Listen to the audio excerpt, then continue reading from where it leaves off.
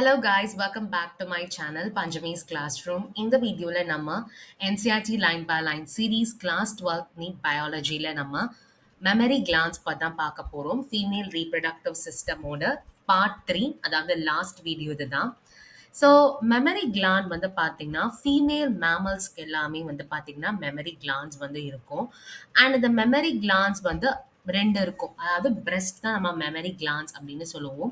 இந்த மெமரி கிளான்ஸ்குள்ள பார்த்தீங்கன்னா நிறைய கிளாண்டுலார் டிஷ்யூவும் அண்ட் நிறைய அமௌண்ட் ஆஃப் ஃபேட் வந்து பார்த்தீங்கன்னா இருக்கும். இந்த பிரெஸ்ட்ல இருக்கிற ஒவ்வொரு கிளாண்டுலார் டிஷ்யூவுமே 15 to 20 மெமரி லோப்ஸா வந்து பிரிச்சிருப்பாங்க.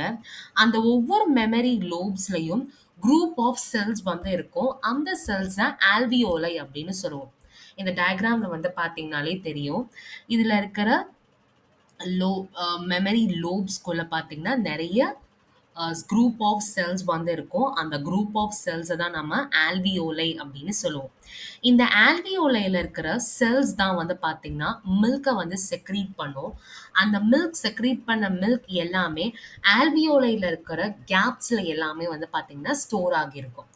இந்த ஆல்வியோலை வந்து மெமரி டியூபியூல்ஸை வந்து ஓப்பன் பண்ணும்.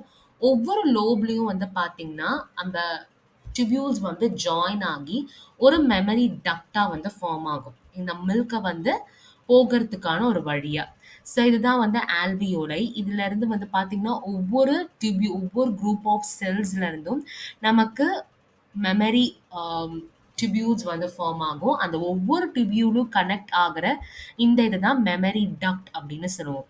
இந்த மெமரி டக்ட் மூலமா தான் இந்த மில்க் எல்லாமே வந்து நிப்பிள் வழியா வெளியில வரும்.